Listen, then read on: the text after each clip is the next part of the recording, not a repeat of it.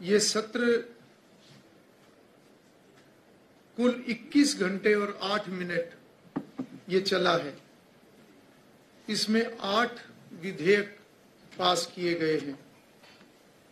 एक महत्वपूर्ण जो एक किसी भी सेशन में जहां माननीय सदस्यगणों को अपनी बात रखने का अवसर मिलता है, और हमारा भी ये प्रयास रहता है कि सभी माननीय सदस्य अपना विषय रख सकें, चाहे वो प्रदेश से संबंधित हो या उनकी विधानसभा क्षेत्र से संबंधित हो।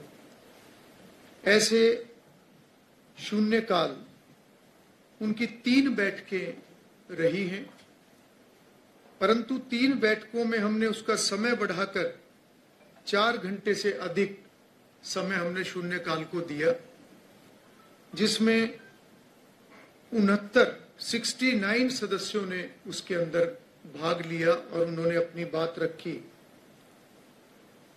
इनमें से 9 सदस्यों को 2 बार बोलने का अवसर मिला। अगर मैं पार्टी अनुसार बात करूं तो भारतीय जनता पार्टी के 30 सदस्यों को 99 मिनट बोलने का अवसर मिला। कांग्रेस के 34 सदस्यों को 129 मिनट बोलने का समय मिला। इंडियन नेशनल लोकदल के 2 सदस्यों को 7 मिनट और निर्दलीय 3 विधायक गणों को 10 मिनट का समय शून्यकाल में मिला है। साथ ही जो प्रश्नकाल है उसके लिए 53 विधायकों ने जो प्रश्न दिए, नोटिस के रूप में 307 प्रश्न हमें प्राप्त हुए, जिसमें से 194 प्रश्न जो है वो स्वीकार किए गए और ड्रॉ निकालने की एक प्रक्रिया रहती है। उनमें 80 प्रश्नों में से 56 प्रश्न कार्रवाई में शामिल किए गए। इनमें भारतीय जनता पार्टी के 23 सदस्यों के, कांग्रेस के 27 सदस्यों के तथा इंडियन नेशनल लोकदल के 2 व निर्दलीय 1 विधायक के प्रश्न वो लगे हैं।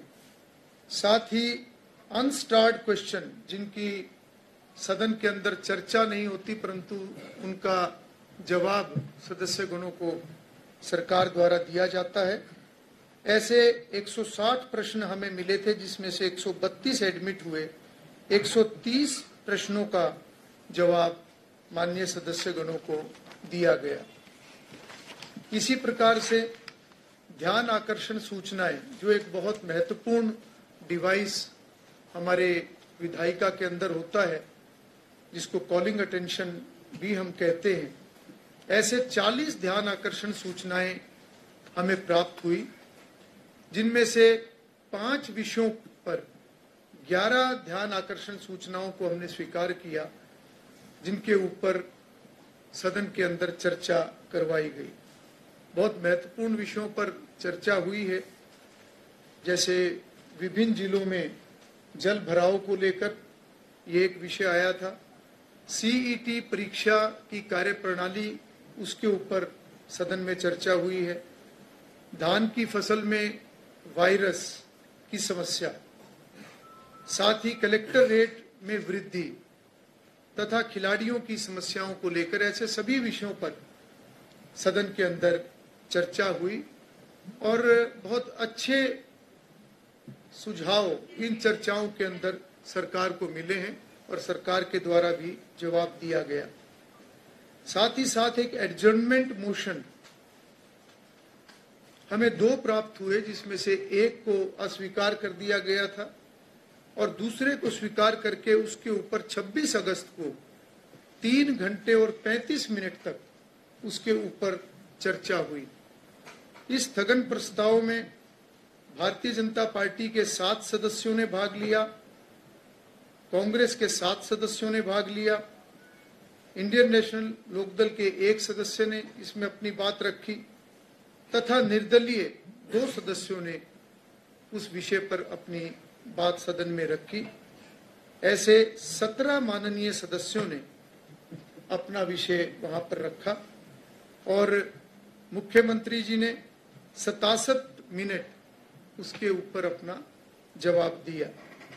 इसी प्रकार से जो ऑफिशियल रेजोल्यूशन यानी जो सरकारी प्रस्ताव, ऐसे 3 सरकारी प्रस्ताव सदन में लाए गए, जिनमें से एक आपराधिक बिल की वापसी का था, दूसरा गुरु तेग बहादुर जी की 350वें शहादत वर्षगांठ पर वो सरकारी प्रस्ताव एक था, और तीसरा मीडिया से अपराध का महिमा मंडन रोकने की एक अपील, जो एक सर्वदलीय एक सभी पूरे सदन द्वारा ये रखी गई।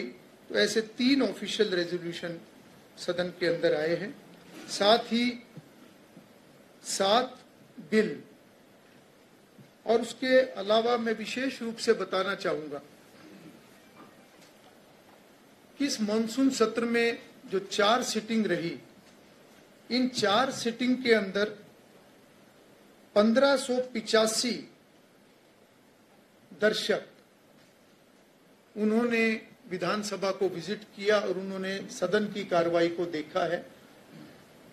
जबकि इससे पहले जो हमारा बजट सत्र था, जिसके अंदर 13 सिटिंग थी, उन 13 सिटिंग में 2054 ऐसे दर्शक के नाते अलग अलग ग्रुप, जिनमें स्टूडेंट्स भी होते हैं, बार एसोसिएशंस भी होती हैं, सामाजिक संस्थाएं भी होती हैं, ऐसे अलग अलग ग्रुप इसके अंदर आते हैं।